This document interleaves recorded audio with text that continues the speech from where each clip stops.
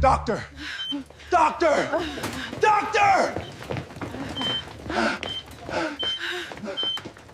If she dies, your money won't save you from what's coming. The words hung in the cold, sterile air of St. Nicholas Private Hospital in Ikoyi, Lagos. The ICU ward hummed with the mechanical rhythm of life support machines, each beep a fragile reminder that Ngozi Okafor was still breathing. Barely. Welcome to Voice of Auntie Dora, where we bring you the most gripping African family dramas that will keep you on the edge of your seat. Thank you so much for your incredible support and for making this channel a home for powerful storytelling. Before we dive into today's shocking story, drop a comment below and let us know where you're watching from. Now, let's get into this heart-wrenching tale. Dr. Oladele stood outside the ICU room, his face grave as he whispered to the head nurse. The bleeding has stopped, but the swelling on her brain run. We won't know the extent of the damage until she wakes up. If she wakes up. And the baby? The nurse asked, her voice trembling. The doctor shook his head slowly.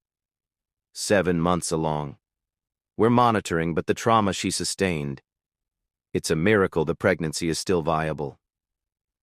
Inside the room, Ngozi lay motionless, her once vibrant face now swollen and bruised beyond recognition. Her right eye was purple and shut tight, her lips split and crusted with dried blood. The white hospital gown couldn't hide the bandages wrapped around her ribcage, nor the IV lines snaking into both arms. Her pregnant belly rose and fell with each assisted breath, the only sign that 2 lives hung in the balance. Standing near the window, silhouetted against the Lagos night skyline, was her husband, billionaire oil magnate Dotun Okafor. His tailored Brioni suit was pristine, his Italian leather shoes gleaming even in the dim hospital lighting, but his eyes were cold, detached, as if he were standing in a boardroom rather than watching his wife fight for her life. His phone buzzed for the 5th time in 10 minutes. Without glancing at Ngozi, he answered. Yes, postpone the Singapore meeting. Family emergency. His tone was flat, businesslike. No, I'll be available for the conference call at 6 a.m. Nothing changes. A nurse entering to check Ngozi's vitals caught his eye and quickly looked away. The staff had been whispering all evening. Everyone knew. The ambulance had arrived at his Lekki mansion at 2 a.m. His security had called it a domestic accident. But Ngozi's injuries told a different story, one written in fists and fury. Dotun ended his call and finally looked at his wife, not with concern, but with something closer to calculation. He was already thinking 3 steps ahead: damage control, public relations, the narrative he would feed to the media if this got out. In Lagos, money could buy silence. It always had. The ICU doors swung open. 2 men entered, moving with the kind of quiet confidence that made the nurses step aside instinctively. They were identical twins, tall and broad-shouldered, dressed in simple but expensive traditional wear. Deep indigo agbadas that seemed to absorb the light around them. Their faces were unreadable masks, but their eyes burned with something ancient and unmistakable. Ifeanyi and Obinna Nwosu. Ngozi's twin brothers. They didn't acknowledge Dotun.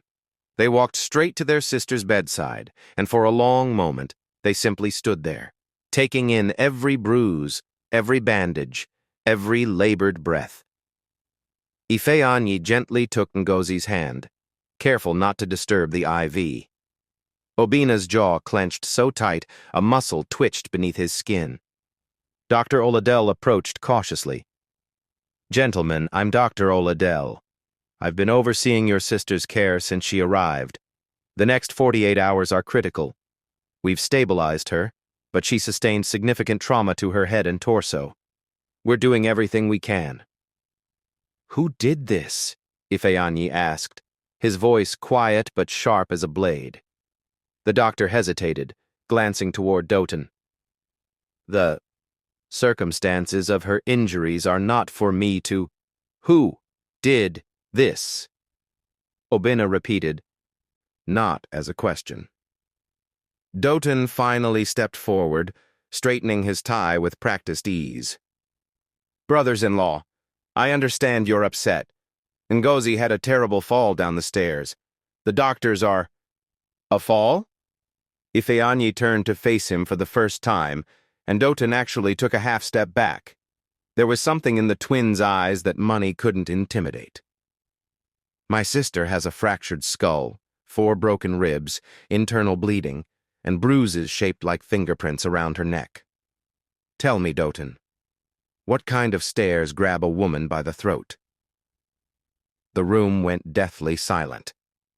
Even the machines seemed to beep more quietly. Doton's mask slipped for just a second, a flash of irritation crossing his features before the smooth billionaire facade returned. "I don't appreciate your tone. This is a difficult time for all of us. Ngozi is my wife, carrying my child. I have the best doctors in Nigeria working to—" "You have the best lawyers, you mean," Obinna interrupted. "Already preparing your story. Already calculating how much it will cost to make this disappear." "I won't be spoken to like this," Doton said coldly. "Especially not in a hospital room. Security." "Call them," Ifeanyi said softly, still holding his sister's hand. "Call your security, your lawyers, your politicians, all the people whose loyalty you've purchased. Gather them all. You're going to need them." Something in his tone made the temperature in the room drop. It wasn't a threat. It was a promise. Doton felt it in his bones, that primal instinct that warned him he'd just crossed a line he couldn't uncross. But his pride wouldn't let him back down. "Is that a threat?" "Because I have connections you can't imagine. I've destroyed bigger men than you for less." Obinna finally looked at him and smiled. It was the most terrifying smile Doton had ever seen. "We know. We've been counting on it." The twins turned back to their sister, dismissing him as if he no longer existed. Doton stood there, caught between rage and something he hadn't felt in 20 years, uncertainty. These weren't men he could bully or buy. They operated by different rules. "Mr. Okafor," Dr. Oladelli said carefully, "perhaps it would be best if you got some rest. We'll call you immediately if there's any change in your wife's condition." It was a polite ejection, and everyone in the room knew it. Doton's face flushed with humiliation, but he couldn't make a scene. Not here. Not now. "Fine. But I expect to be informed of any decisions regarding my wife's care. I'm her husband. I have rights." "Of course, sir," the doctor said, in the tone one uses to placate a child. As Doton walked toward the exit, Ifeanyi spoke without turning around. "Doton." He stopped. "You should have killed her." The words froze Doton's blood. "Because now she has a chance to wake up," Obinna continued, his voice soft and terrible. "And so do we." Doton left without another word, but his hands were shaking as he pressed the elevator button. Something had just shifted in Lagos tonight. He could feel it in the air, in the way the hospital staff avoided his eyes, in the calm certainty of those twins. He'd built an empire by knowing when to fight and when to negotiate. But as the elevator doors closed, he realized he was facing something he'd never encountered before. Men who couldn't be bought, threatened, or intimidated. Men who loved someone more than they feared him. Back in the ICU, Ifeanyi squeezed his sister's hand gently. "We're here, Ngozi. We're here now. And he will pay. Not with money, not with lawyers. He'll pay with everything that makes him who he thinks he is." Obinna pulled out his phone, scrolling through contacts accumulated over 30 years in Lagos. Politicians, journalists, business rivals, society women, wronged employees, everyone who'd ever smiled at Doton Okafor while secretly despising him. "Where do we start?" Ifeanyi asked. "We don't," Obinna replied, putting his phone away. "We wait. We watch. We let him destroy himself. And if he doesn't?" Obina looked at his sister, unconscious and broken. Then we help him along, quietly, the way water wears down stone. He won't even feel it happening until his entire world has crumbled to dust. A nurse entered to check the monitors. Gentlemen, visiting hours are technically over, but given the circumstances, you're welcome to stay. We'll be here, Ifeanyi said. We're not going anywhere. As Lagos slept outside, unaware that one of its most powerful men had just made a fatal mistake, the twins settled into chairs beside their sister's bed. They didn't speak. They didn't need to. They'd been reading each other's thoughts since before they were born.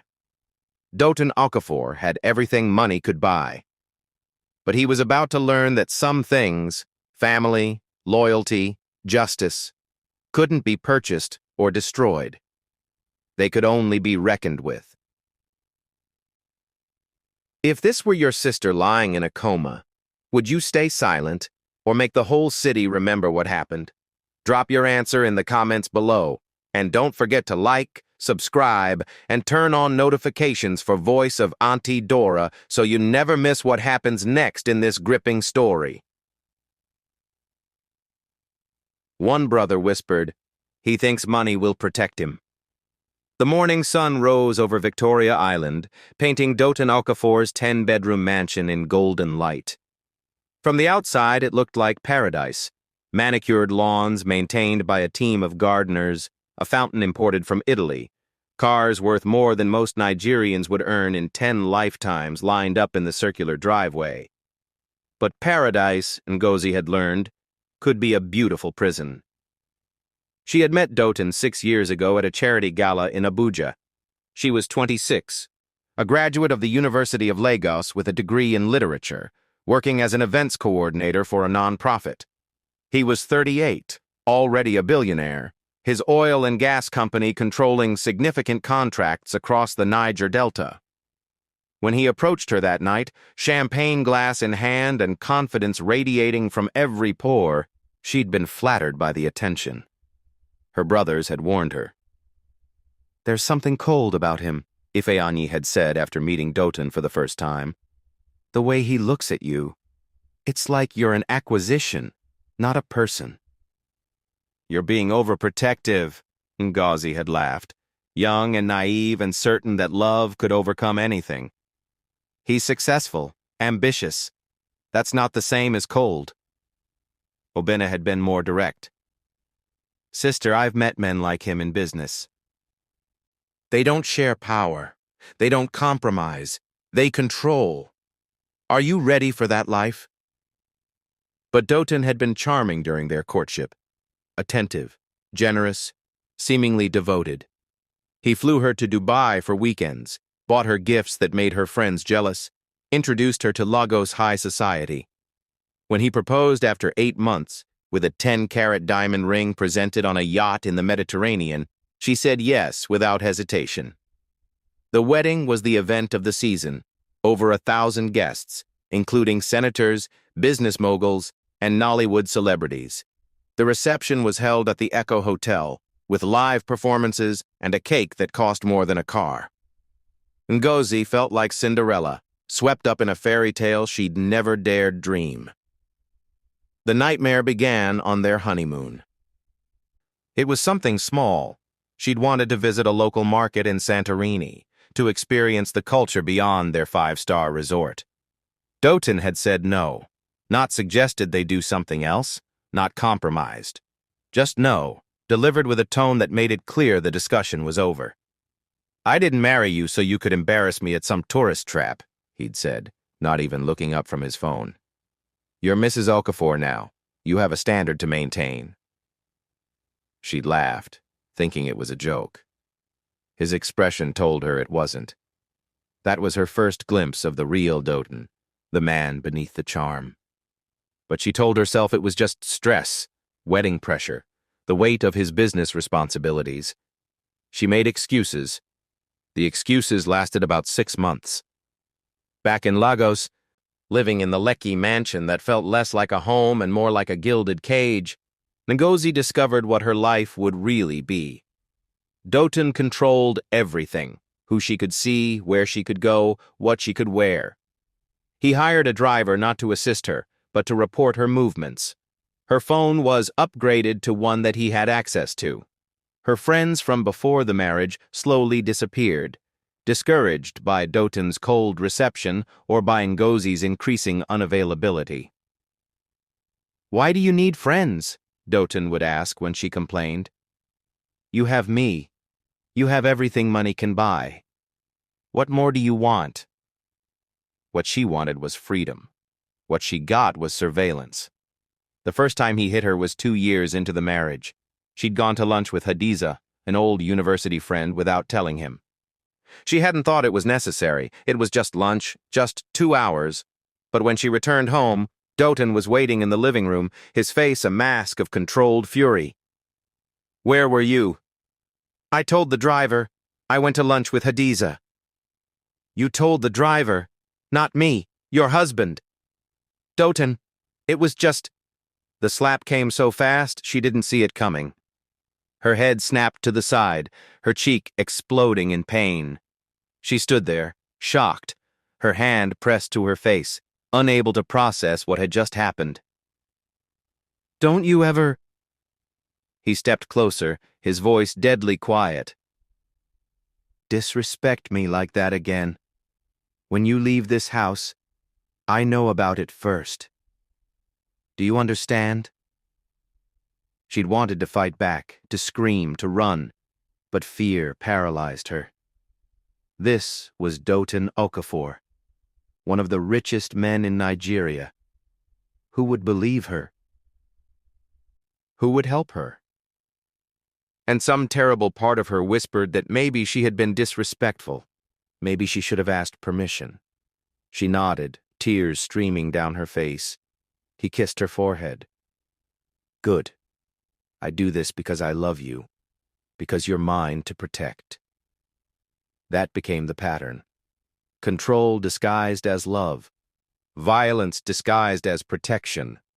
He would hit her, then buy her jewelry, scream at her, then take her to an expensive restaurant.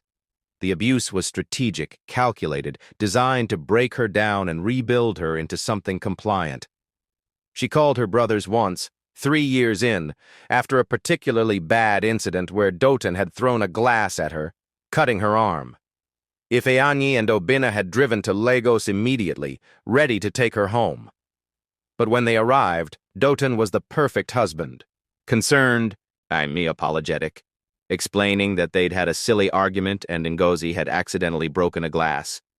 And Ngozi, bruised and terrified but more afraid of what would happen after her brothers left, had backed up his story. "I'm fine," she'd told them, avoiding their eyes. "Really, it was nothing." The twins had left, but not before Ifeanyi pulled her aside. "Sister, we're 30 minutes away. One call, one word. We'll come get you. You don't have to live like this." But pride kept her silent. Shame. The fear that she'd made this bed and now had to lie in it. And Doton's constant reminder, "Your brothers can't protect you from me. I own this city. The police, the courts, the media, they all answer to me. Leave and I'll destroy you. I'll make sure you have nothing." Then 5 months ago, she'd discovered she was pregnant. For a brief, beautiful moment, she thought things might change. A baby could soften Doton, could give them both something to love more than they hated each other. She'd told him over dinner, nervous but hopeful. He'd stared at her for a long time, then smiled. "Good. Now you really can't leave." The pregnancy made everything worse. Her body was changing, becoming vulnerable, slower. Doton's control intensified. He hired a full-time nurse to monitor her, ostensibly for the baby's health, but really to report her every move. He dictated her diet, her exercise, her sleep schedule. She was no longer Ngozi. She was an incubator for his heir. The violence didn't stop.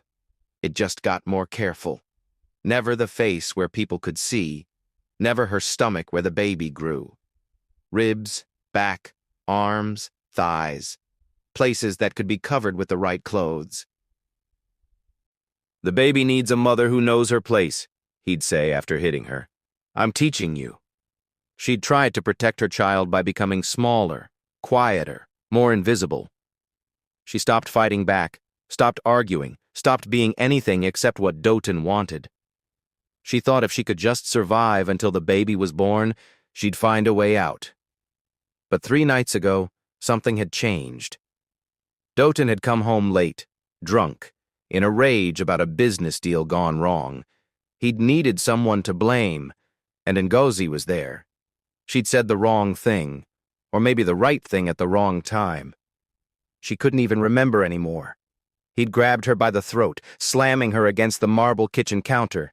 She'd tried to protect her stomach, her baby, but his fists found her ribs, her head. She remembered falling, the cold floor against her cheek, the taste of blood in her mouth. Then nothing. She'd woken up in the ambulance for just a moment, long enough to hear the paramedic say, 7 months pregnant, and massive trauma. Long enough to think of her brothers, to wish she'd called them when she still could.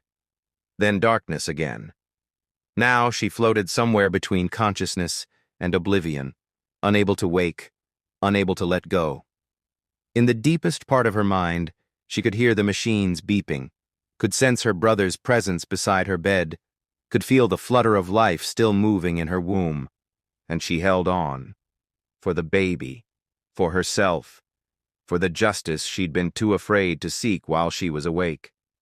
Outside the hospital, Lagos continued its frenetic pace, unaware that in a private ICU room, a woman's life hung in the balance.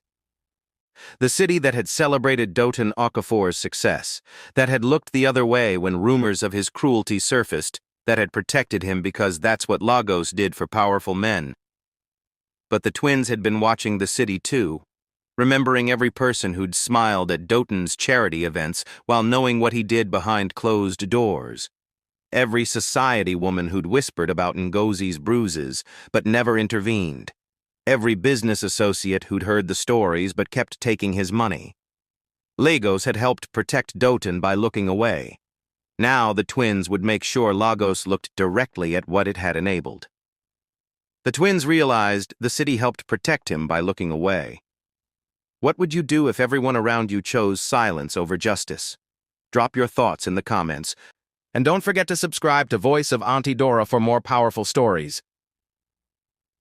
48 hours after Ngozi was admitted to the hospital, Doton Okafor woke up in his empty mansion and made himself breakfast. The staff tiptoed around him, their usual morning greetings subdued. He barely noticed. His mind was already on the day ahead, conference calls with investors in Houston, a meeting with government officials about a new oil block, dinner with the British High Commissioner. Life, for Doton, went on.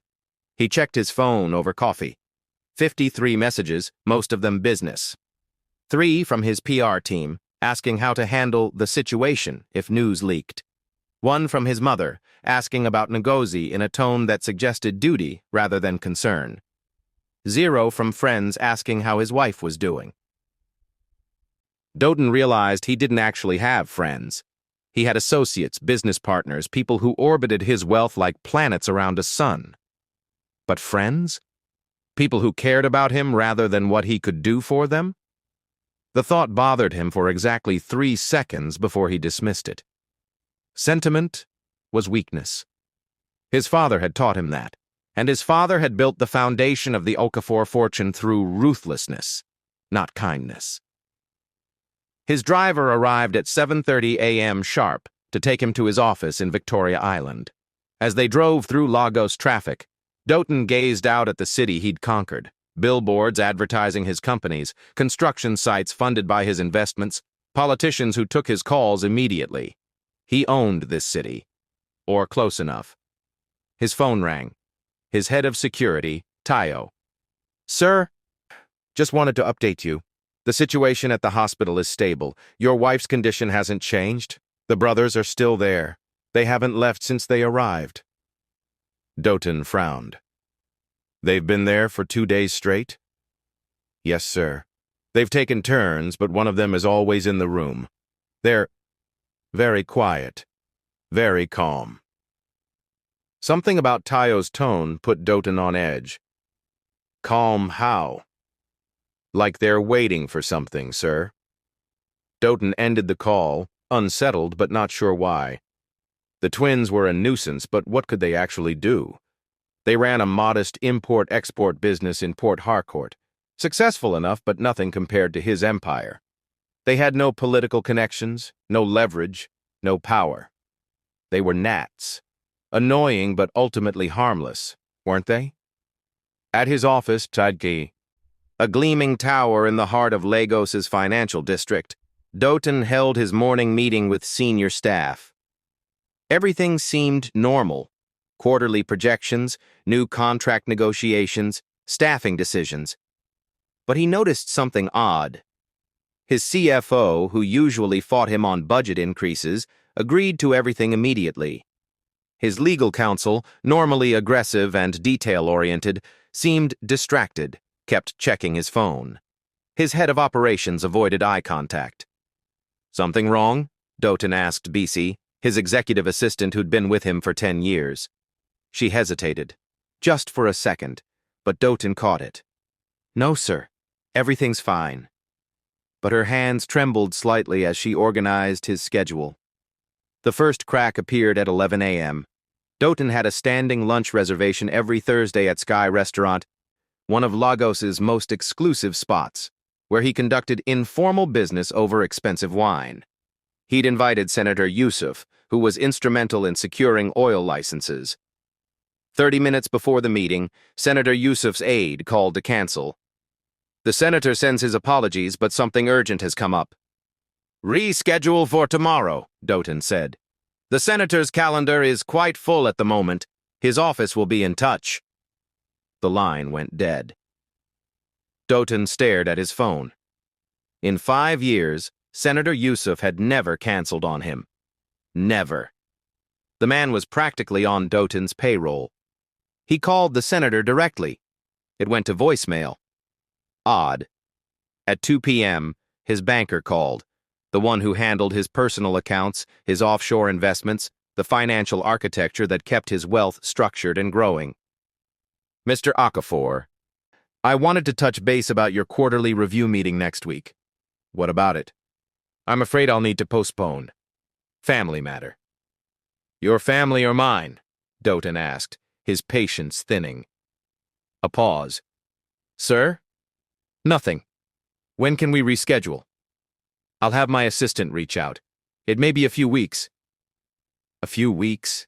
They'd had quarterly reviews like clockwork for 8 years. Is there a problem with my accounts? Doughton demanded. No, sir. Everything is perfectly in order. Just scheduling complications. Another deadline. By 4 p.m., Doughton had received 3 more postponements, a meeting with his media consultant, a dinner with potential investors from Dubai, a charity gala where he was supposed to receive an award. All postponed. All with vague excuses. All within the same 6-hour window. Coincidence, he told himself. Just coincidence. But his instincts, the same instincts that had made him a billionaire, were screaming that something was wrong. At 6 p.m., his PR director, Funke, came to his office and closed the door behind her. She looked uncomfortable. What is it? Doughton snapped. I've been getting calls, she said carefully. From journalists. About? About your wife. About the incident. They're asking questions. Doughton went cold. What kind of questions? About her injuries. About whether there's been a pattern. One of them mentioned your previous girlfriend, the one who had the car accident 4 years ago. Doughton stood up, his chair rolling backward. Who's talking to them? I don't know. They won't say. But whoever it is, they have details. Medical records, dates, witness statements from household staff. Household staff? Doughton's voice was deadly quiet. My staff? Funke nodded. Some of them have been with you for years, but apparently people remember things. And when the right person asks the right questions, the twins, Doton breathed. I don't know who. It's them. It has to be. He grabbed his phone, dialed his head of security. Tayo, I need you to look into Ifeanyi and Obina Nwosu. Everything. Business associates, connections, where they've been, who they've talked to. Sir, I already started that research after they showed up at the hospital. And? They're quiet. Very private. Their business is legitimate, profitable, but not flashy. They don't have political connections that I can find. No scandals, no leverage points. Everyone has leverage points, Doton snarled. Not them, sir. They live simply, pay their taxes, keep a low profile. The only thing that stands out is loyalty. People who work for them for life. Same with friends. They have a reputation in Port Harcourt. If you're loyal to them, they're loyal to you. And if you betray them... What? No one could tell me. Because apparently, no one's ever betrayed them and lived to talk about it. The phrase sent a chill down Doton's spine. That's ridiculous. They're businessmen, not gangsters. Yes, sir. That's what I thought too. But I spoke to some people in Port Harcourt. People who've done business with them. They all said the same thing. The Nwosu twins are the kindest men you'll ever meet, until you hurt someone they love. Then they become something else entirely. Doton ended the call and stood at his office window, looking down at Lagos traffic 40 floors below. He'd built everything through intimidation, through being willing to do what others wouldn't, through making people fear the consequences of crossing him. But the twins weren't intimidated. They weren't fighting him the way he understood fighting, with money, lawyers, threats, violence. They were doing something else, something he couldn't quite grasp. They were simply watching, waiting, letting the truth move through Lagos like water through cracks in a foundation. And the city, which had always protected him, was beginning to shift. That evening, Doton drove to the hospital. He needed to see them, to understand what they were doing. But when he arrived at the ICU, the twins weren't in Ngozi's room. A nurse told him they'd gone to get coffee. He waited. 30 minutes, an hour. They didn't return. Finally, frustrated, he approached the nurse's station. Where did her brothers go? The nurse, an older woman named Yetunde who'd worked in the hospital for 20 years, looked at him with something in her eyes he'd never seen directed at him before.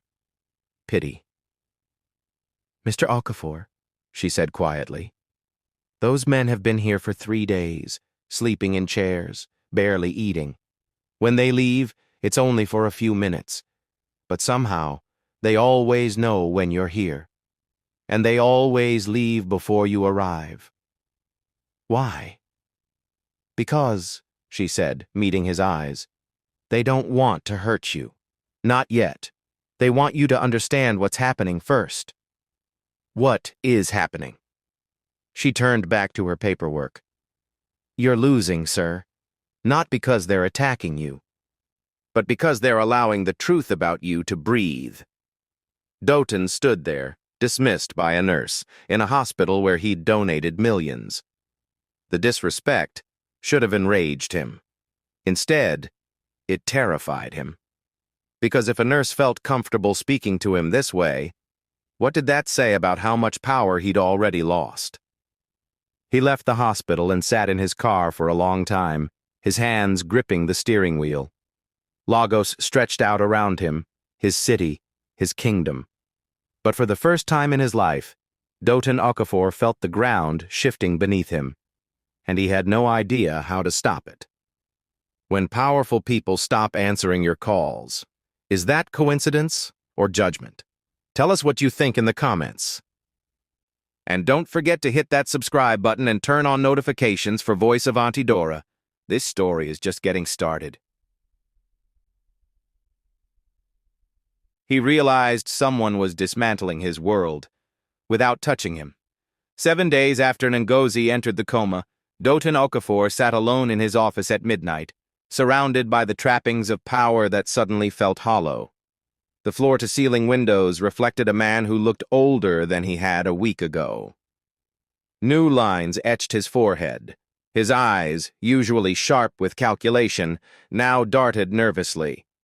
His empire was crumbling, and he couldn't point to a single attack. It had started with cancellations, meetings postponed, invitations withdrawn, calls unreturned. But Doughton had dismissed those as coincidences, temporary inconveniences. By day 3, the pattern became undeniable. His regular table at the Lagos Country Club was suddenly unavailable. The annual charity gala where he was set to receive Philanthropist of the Year canceled entirely with a vague statement about restructuring the event. Senator Yusuf, who'd taken Doughton's money for 5 years to secure oil licenses, finally took his call on day 4. The conversation lasted 30 seconds. "Senator, I need that approval for the Delta project by—" "Doughton, I can't help you right now." "Can't or won't?" "Does it matter?" A pause. "People are asking questions about you, about our association. I have an election coming up. I can't afford to be connected to certain narratives." "What narratives? What are people saying?" "Everything. And nothing I can deny because it's all true, isn't it?" The line went dead. Doughton had sat there, phone pressed to his ear, listening to silence. Senator Yusuf had been untouchable, corrupt, powerful, shameless. If he was running scared, something had fundamentally changed. The business consequences came next. On day 5, 3 of his board members requested an emergency meeting. They sat across from him in the conference room, men who'd helped build his company, who'd profited enormously from their association with him. "Doughton," his CFO Segun began, choosing his words carefully, "we're concerned about the company's reputation. There have been rumors." "Rumors," Doughton repeated flatly. "About your personal life. About your wife." "My personal life is none of the board's concern." "It is when it affects our stock price," another board member, Damalola, interjected. "When it affects our government contracts. When investors start making calls asking if they should pull funding." "No one is pulling funding," Doughton said, but his voice lacked conviction. Segun slid a folder across the table. "The Dubai investors postponed indefinitely.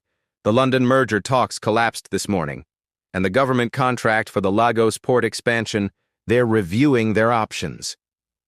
Doughton opened the folder with shaking hands. Millions, potentially billions, all disappearing like water through his fingers. "How?" he whispered. "Does it matter?" Damalola asked. "The truth is out there, Doughton.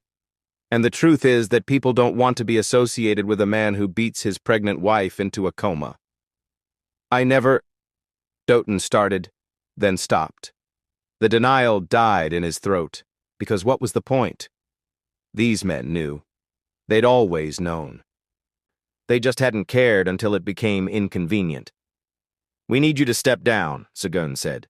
"Temporarily, just until this blows over." "Step down from my own company? Or we'll be forced to vote you out.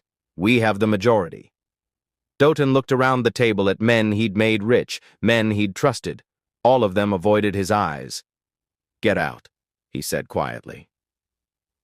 They left without another word. That night, alone in his office, Doughton began to understand what was happening. The twins weren't attacking him directly. They were simply allowing people to see him clearly for the first time. No money, no threats. Just truth, moving through Lagos like a quiet virus. By day 6, the social consequences became unbearable. His mother called. Zainab Okafor, the iron matriarch who'd raised him to believe power was everything, who'd taught him that weakness was unforgivable. "Doughton, what have you done?" "Mother, don't lie to me.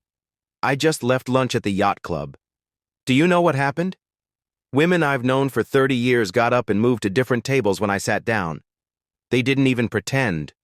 They just left." Doughton had never heard his mother sound small before. Diminished. "They're being ridiculous," he said, but his voice cracked. "This will pass." Will it? Because the wives of your business partners, the women on my charity boards, the social circle I've spent decades building, they're all saying the same thing. That you're a monster. That they knew about Ngozi. That they should have said something sooner. They're hypocrites. Perhaps. But hypocrites with power, Doughton. Social power. The kind that determines who gets invited where, whose children marry into which families, whose businesses get recommended. And right now they've decided you're toxic. Let them decide. I don't need their approval. His mother laughed, bitter and sad. You don't understand. You built your empire thinking money was enough. But money only works when society agrees it has value. And society, our society, has decided you're worth less than nothing. She hung up. Doughton sat in the silence, his mother's words echoing.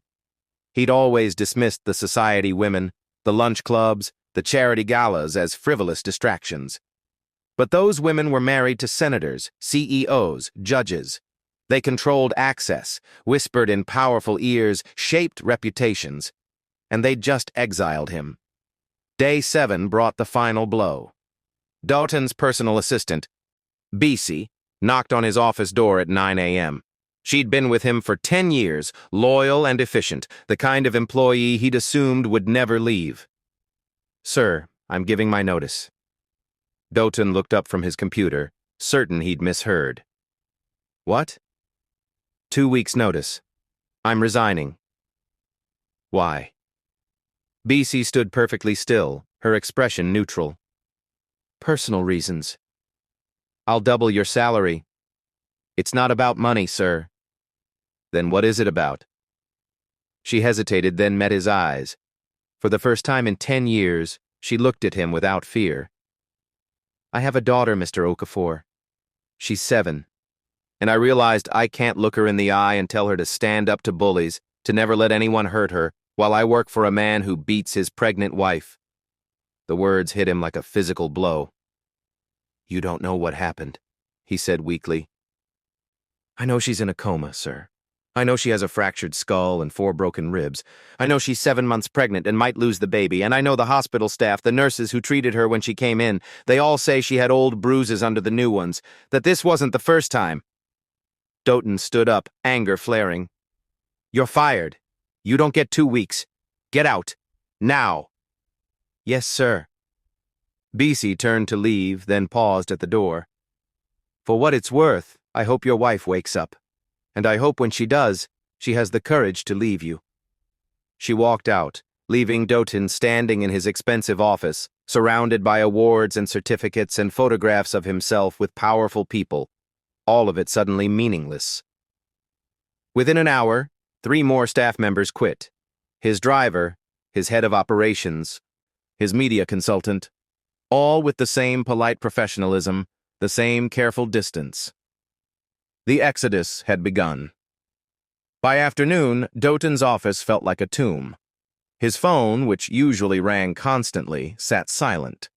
His email inbox, normally flooded with meeting requests and business proposals, contained only spam and automated messages. He pulled up his social media, something he rarely checked personally. His company's accounts were being flooded with comments. Not rage, not threats. Something worse. "I used to respect you. We donated to your charity, never again. My sister stayed with an abusive husband because she thought if rich, successful men did it, it must be normal. You made her think she deserved it. You have blood on your hands." Thousands of comments. Tens of thousands. All saying variations of the same thing. "We see you now, and we're ashamed we didn't see you before." Doughton closed his laptop and pressed his palms against his eyes. He'd built everything on fear and money. But the twins had done something he'd never anticipated. They'd made people more afraid of their own complicity than they were of him. At 6 p.m., his head of security called. "Sir, we have a problem." Another one? Doughton laughed humorlessly. Your house staff, the maids, the cook, the gardeners, they're all quitting, as of tonight. What? All of them? Yes, sir. They said they received better offers. Jobs in Port Harcourt working for an import-export company. The salary is the same as what you pay, but they're leaving anyway. The import-export company, the twins' business. Doughton felt something he hadn't experienced since childhood. Helplessness. Pure, absolute helplessness. They're taking everything, he whispered. Sir? Not my money, not my property. They're taking my people. Everyone who made my life work, who kept my world running. They're all choosing them over me. What should I do, sir? Nothing. There's nothing to do. That night, Doughton stood in his empty mansion. No staff to greet him. No sounds of cooking from the kitchen or cleaning in the other rooms. Just silence and space, expensive and hollow. He walked through rooms filled with art he'd never looked at, furniture he'd never chosen himself, expensive things purchased to impress people who no longer answered his calls. He'd thought power meant owning things. But power, he realized too late, was about people choosing to stay in your orbit. And everyone was leaving. His phone buzzed. A text from an unknown number. Mr. Okafor, this is Ifeanyi Nwosu. My brother and I would like to speak with you. Whenever you're ready, we'll be at the hospital with our sister. Doughton stared at the message for a long time. They'd dismantled his entire world in 7 days without laying a finger on him, without filing a lawsuit, without making a single public accusation. They'd simply allowed the truth to exist, and the truth had been enough to destroy him. He typed back with shaking fingers. Tomorrow, 9 a.m. The response came immediately. We'll be waiting. Doughton walked to his liquor cabinet, crystal decanters filled with whiskey that cost thousands per bottle. He poured himself a glass and stood at the window. Looking out at Lagos at night, the city glittered below him, millions of lights representing millions of lives.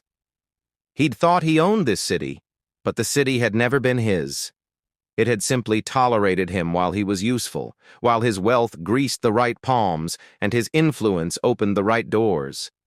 Now the city had decided he was a liability, and Lagos, like any organism, knew how to expel poison. He thought about running.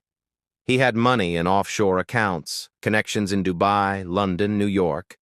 He could disappear, start over somewhere his name didn't carry the weight of shame. But he knew he wouldn't.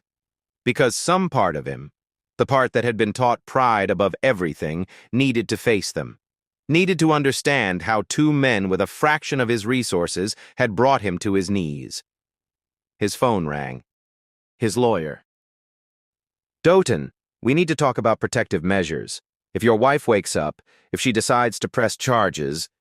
She won't wake up, Doughton said, then immediately regretted it, not because it was cruel, but because saying it aloud felt like admitting guilt.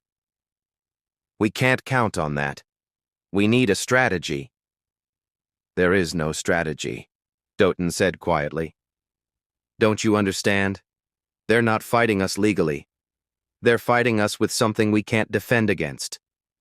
What's that? The truth, people's consciences, their own complicity. He laughed bitterly. You can't lawyer your way out of that. He ended the call and finished his whiskey. Tomorrow, he would face the twins.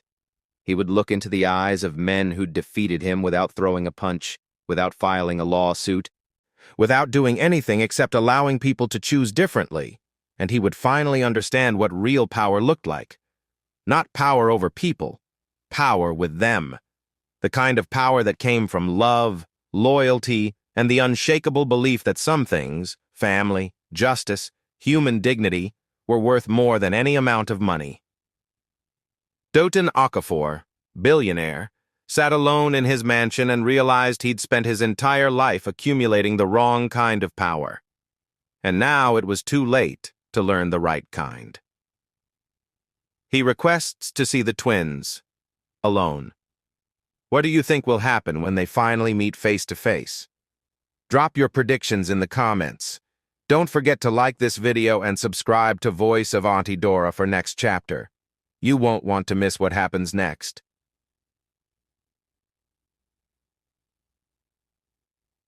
Dotan Okafor arrived at St. Nicholas Hospital at 8:45 a.m., 15 minutes early for a meeting he'd been dreading all night. He'd barely slept, his mind cycling through scenarios, confrontation, negotiation, perhaps even violence. He'd brought his lawyer, then sent him away. This wasn't a legal matter. This was something else entirely. The elevator ride to the ICU floor felt like descending into judgment. His reflection in the polished steel doors showed a man he barely recognized. Rumpled suit, dark circles under bloodshot eyes, hands that wouldn't stop trembling. 7 days ago, he'd been one of Lagos's most powerful men. Now he looked like a defendant waiting for a verdict.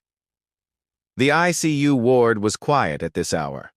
Morning light filtered through the windows, illuminating the sterile hallways. Dotan walked past the nurse's station. The same nurse, Yetunde, looked up at him without speaking. No greeting, no acknowledgement, just a steady gaze that said, "We all know what you are." He found them exactly where he expected, in Ngozi's room, one on each side of her bed. Ifeanyi and Obina Nwosu sat in plastic hospital chairs, dressed simply in traditional wear, looking like they'd been carved from the same ancient stone. They didn't stand when he entered, didn't acknowledge him at all for a long moment. Instead, they focused on their sister. Ngozi lay between them, still unconscious, still hooked to machines that beeped with rhythmic persistence. But something had changed. Her face, though still bruised, seemed more peaceful. The swelling around her eyes had reduced, and her hand, Ifeanyi was holding it gently, seemed to have more color than it had a week ago. "She's healing," Ifeanyi said without looking at Dotan. "Slowly. The doctors say there's brain activity. They're hopeful she'll wake up soon." Dotan stood at the foot of the bed, unsure where to position himself. In his own boardroom, he commanded space. Here, he felt like an intruder. That's good," he managed. "Is it?" Obina finally looked at him. "Good for whom?" Dotan had rehearsed speeches all night, apologies, explanations, justifications, but standing here, with the evidence of his violence lying between them, every word died in his throat. "Sit," Ifeanyi said, gesturing to a chair across from them. Dotan sat. For a long moment no one spoke. The only sounds were the medical equipment and the muffled noise of Lagos waking up outside the window. Dotan felt sweat beading on his forehead despite the air conditioning. "Do you know," Obina began conversationally, "what it's like to get a phone call at 3 a.m. telling you your sister is in a coma?" Dotan said nothing. "We were in Port Harcourt. We drove through the night to get here. 4 hours of not knowing if she'd be alive when we arrived. 4 hours of remembering every time she'd called us over the years, saying she was fine, everything was fine, when we could hear in her voice that it wasn't. We failed her," Ifeanyi added quietly. "We knew something was wrong. We should have done more, should have insisted she leave you. That's something we'll carry for the rest of our lives. But you," Obina leaned forward slightly, "you did this. You put our sister, our twin, the person we shared a womb with, who we've protected since before we were born, in this bed. You broke her bones, damaged her brain, endangered her child. And we had a choice to make," Ifeanyi continued. "What does justice look like for something like this?" Dotan found his voice. "I know you're angry." "We're not angry," Obina interrupted. "Anger is hot, impulsive, destructive. We're something else entirely." "We're disappointed," Ifeanyi said. "In you in ourselves, in Lagos, in every person who knew and did nothing. And disappointment requires a different kind of response than anger. Doton's hands clenched. What do you want from me? Money? I'll pay anything. Medical bills, compensation, whatever you— There it is, Obina said, almost smiling. The solution you understand. Money. Always money. What else is there? The twins exchanged a glance. That wordless communication that only people who've known each other since before birth can manage. Tell us, Ifeanyi said. What's happened to you this past week? Doton stared at them. You know what's happened. You did it. Did we? Walk us through it. What specifically did we do? You turned people against me. My business partners, my staff, society. How? Obina pressed. What actions did we take? Doton opened his mouth, then closed it, because when he tried to list their specific actions, he couldn't. You spoke to people. You told them. We spoke to exactly 3 people, Ifeanyi said, holding up 3 fingers. A journalist friend who we asked to verify facts, not spread rumors, just confirm what was already in medical records. A lawyer, to understand Ngozi's legal options if she wakes up. And a priest, to pray for our sister. That's it? Doton whispered. That's it, Obina confirmed. We didn't call your business partners, didn't contact your board members, didn't speak to society women or your staff. We simply allowed the truth to exist in a space where it could be heard. And the truth, Ifeanyi said softly, did all the work we never had to do. Doton felt something crumbling inside him. But people quit. My deals fell apart. The entire city turned against me in a week. Did we make them quit? Or did they choose to, once they had permission to acknowledge what they'd always known? The question hung in the air like smoke. You built an empire on fear, Obina said. Fear keeps people quiet, compliant, willing to overlook terrible things to protect their own interests. But fear is exhausting. It requires constant maintenance, constant reinforcement. We didn't fight your fear, Ifeanyi added. We just stopped feeding it, stopped pretending, stopped participating in the collective lie that your power made your cruelty acceptable. And once one person stopped pretending, Obina continued, others felt safe to stop too, like dominoes. Each person who walked away made it easier for the next person to do the same. Doton's voice came out strangled. So you did nothing. We did everything, Ifeanyi corrected. We stood as witnesses. We refused to be silent. We reminded Lagos that some things matter more than money or connections or social status. Things like human dignity, like protecting the vulnerable, like the truth. But that's not— Doton struggled for words.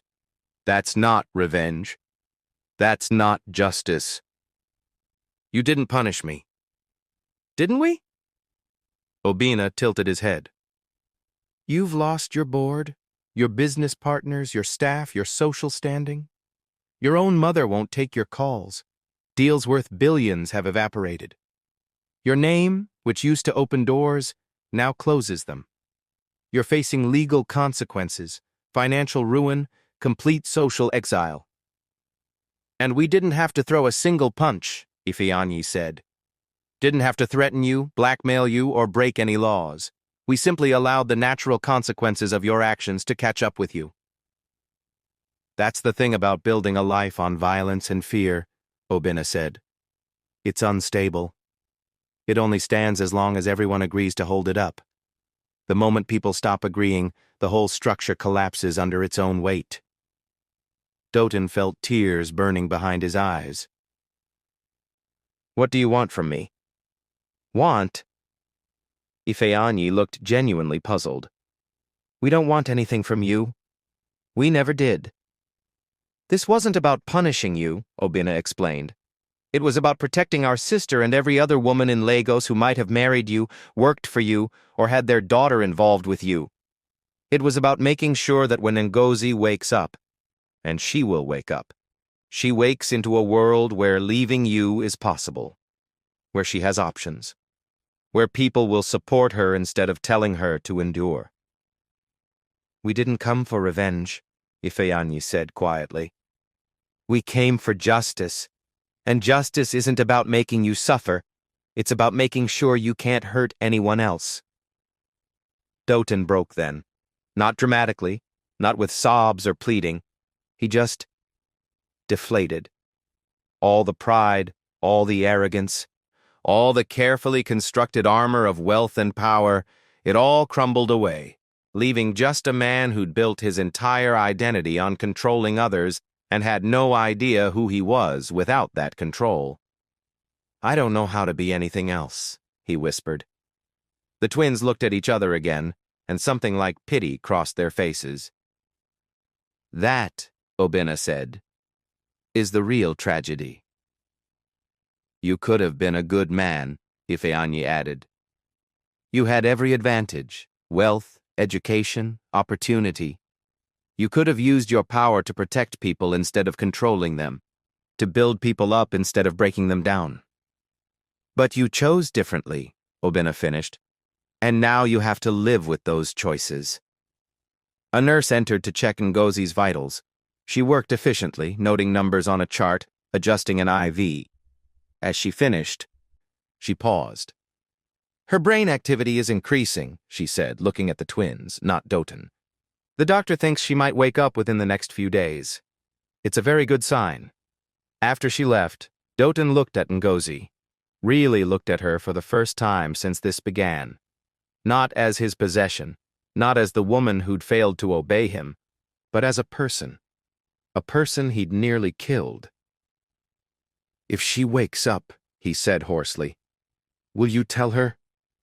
Will you tell her I'm sorry?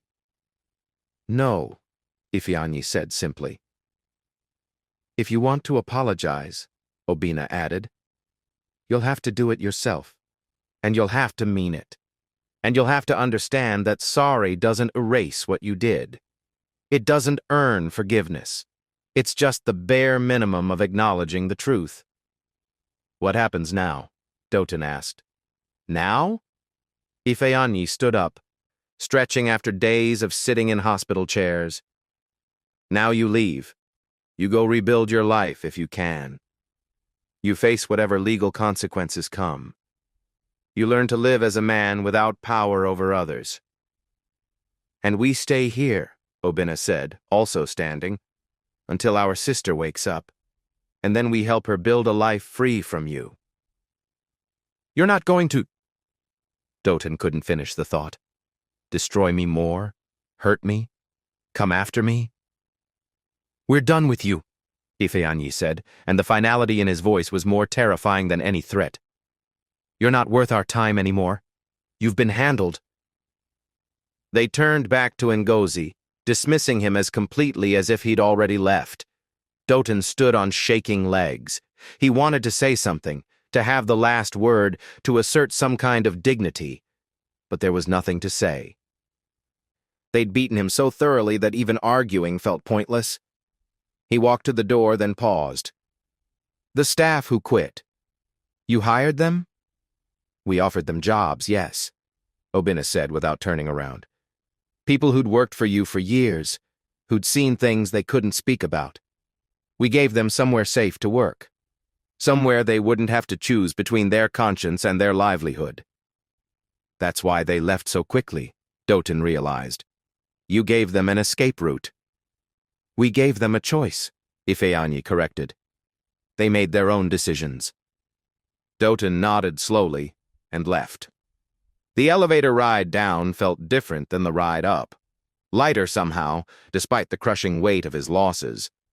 He emerged into the Lagos morning, traffic already building, hawkers setting up their wares, the city continuing its relentless rhythm regardless of any individual's rise or fall. His phone buzzed. His lawyer, probably with more bad news. But Doten didn't check it. Instead, he stood outside the hospital and looked up at the building where his wife lay fighting for her life, where her brothers kept vigil, where justice had been served without a courtroom or a weapon.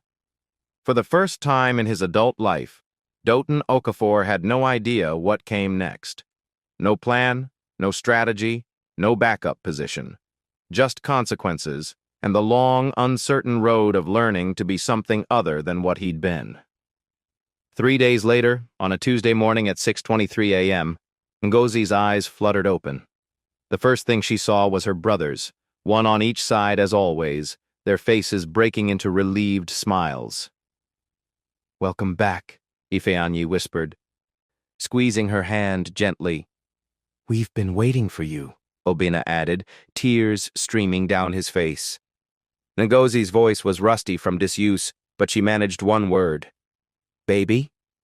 "Safe," the doctor said, rushing in after the monitors alerted him.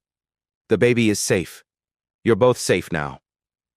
Ngozi started to cry, and her brothers held her hands while the medical team checked her vitals and started calling for additional doctors.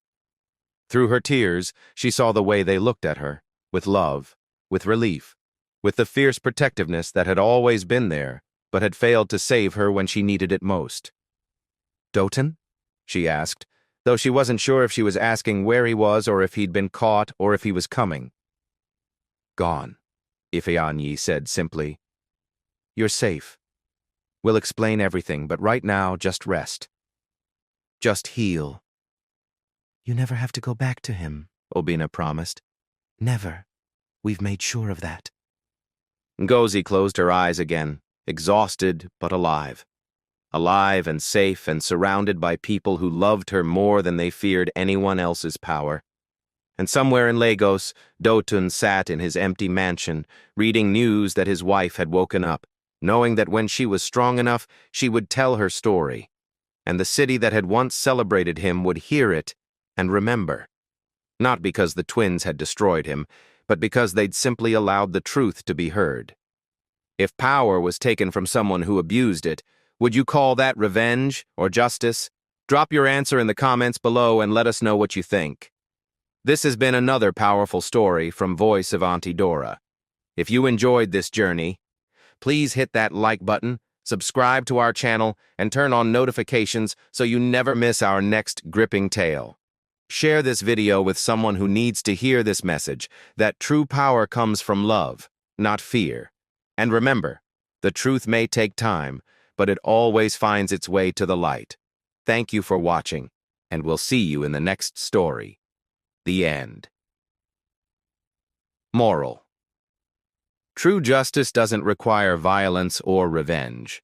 Sometimes the most powerful weapon against cruelty is simply refusing to be silent, allowing truth to exist, and watching as systems built on fear collapse under the weight of their own corruption. Real power comes from love, loyalty, and the courage to stand as a witness when others look away.